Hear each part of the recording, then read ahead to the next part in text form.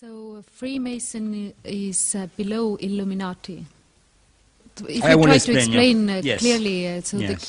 the listeners understand. Right now you were talking about Freemasonry. So Sure. what's the role of Illuminati and where that is placed in that scheme? In all this scheme of things, at the foundation of Freemasonry, we find also, obviously, the steward. We were mentioning Xavier Ramsay. Who were these? Were Catholics. Catholics. Obviously, in 1770, an order, which is the most powerful order to this day of the Catholic Church, the order of the Jesuits, became basically legal.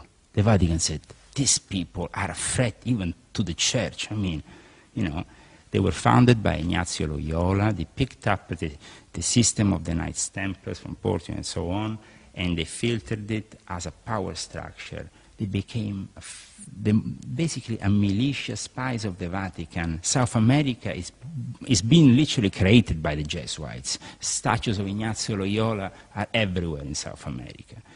But who was Ignazio Loyola? Ignazio Loyola was a guy who went to the king and said, oh, there is some creatures in Africa, they smell a bit, they're black, but we can use them as slaves. That was Ignazio Loyola, who now is a saint. So that also should make you meditate a little bit about the Jesuits. The Jesuits are the core structure behind some of the most evil moments of history in the last 500 years, including Nazism, communism, and whatnot. They are always behind the scene. They are the scientists of the Vatican, the men of great culture, but most of all, the Jesuits are the only ones who have a general. They don't have some abbot, some head, which is a man. No, it's a general. It's called the Black Pope in the code, in the name they give at the Vatican. Black Pope is Adolf Nicholas. You have it written down now. But actually, these days is the era of the two Black Popes. Who's the other one? Hans Kovenbach, who didn't give up his job.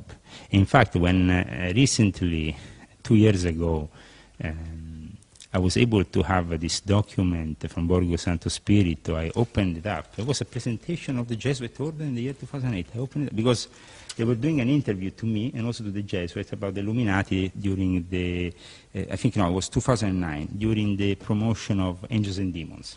Panorama, which is this important magazine, came to me. Then they went to Borgo Santo Spirito and said, Leo, don't come into Borgo Santo Spirito because, you're not welcome here. I said, okay. Journalists went in, with the Academy of the Illuminati members who were doing this. I said, okay, I don't care. But they brought me this document. I opened it and said, this is the era of the two generals. I said, geez, already one is bad. Two, it's just terrible. So, the era of the two generals. One is in Lebanon, so he presides over the Middle East, and the other one is in Rome, doing the rest of the business. Where does Adolf Nicholas come from, though? He was head of the Jesuits in Japan. The Secretary for Interreligious Dialogue of the Jesuits, which I personally know, and I met also in Oslo, Thomas Michel, instead was the head of the Jesuits also for Asia. So there is a strong interest in Asia, in China, in Japan at this moment. That's why I'm talking about Japan and China. Really, everybody's trying to grasp the alliances here. And we can say one thing about the Jesuits. They were the first people who ever went to Japan. The first people who the emperor ever met from Europe were the Jesuits. Imagine that. And the problem here is this. Why we basically went there and the Jesuits were able to spy on them and all that, all their tradition, and kind of do their usual secret service operation. We, in exchange, were not really able to have the exchange of culture from the other side, because the Jesuits will only keep it for themselves. They used to say, we rule the world from this building, which is in the corner in front of the Vatican. Small. We rule the world from here.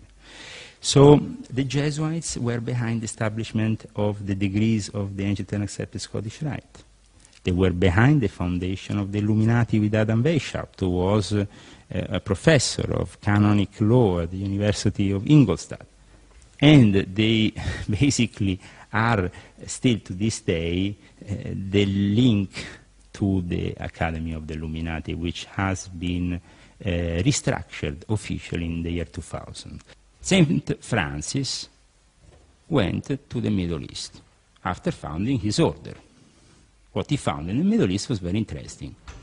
He found another religion that very few people knew in detail at that time, which was the Islamic religion.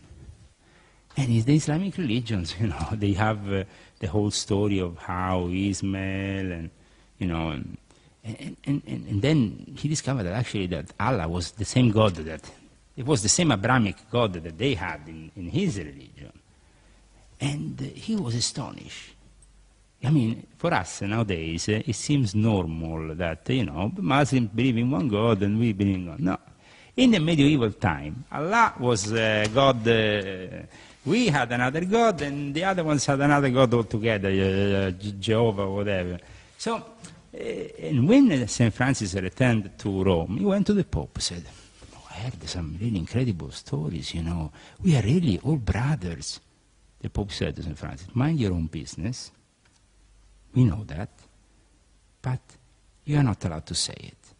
So just go back home and mind your own business. In the meantime, St. Francis was actually, they took his Franciscan order and gave it to somebody else. So he went to the Middle East, he came back, he wasn't even the head of his order anymore. They already had founded several hundred monasteries, and he ended up his life basically without being in control of anything, because he was a truly revolutionary man of faith, while instead the Vatican, as usual, is business. To whom Vatican reports? Who controls them? Well, the Jesuits love to be in contact with the most demonic forces. And they love also to be great astronomers. They have one of the greatest observatories in Mount Graham. As well as the Jewish Kabbalists, the Jesuits practice occult rituals that link them to several entities. Those entities are the fallen entities. They are not the superior entities eventually of light that we define as angels. So, I mean, the Vatican is controlled by the darkest of darkest force, you know.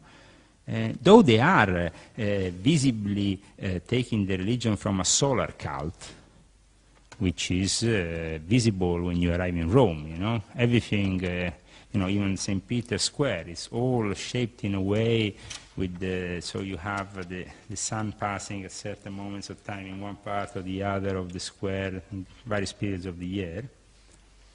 And also you have the Isis current, which they have picked up and put into the Holy Mary belief. We can say that the forces that are truly manipulating Rome, as usual, are the forces of greed, power, that have nothing to do with the religion and everything to do with, well, they are Saturn. I mean, Saturn known also as Satan. In fact, in ancient Rome, they used to call it Saturnali. Saturnali were the festivities, you know. In Rome, nothing has changed under the sun for thousands of years. You know, those people, you know, simply Constantine created the religion of the empire, because he said, why having all these religions? Like, let's mix them all up. God is a DJ, okay, let's mix them all up. Boom. He came up with this Catholic faith. Seemed to have worked.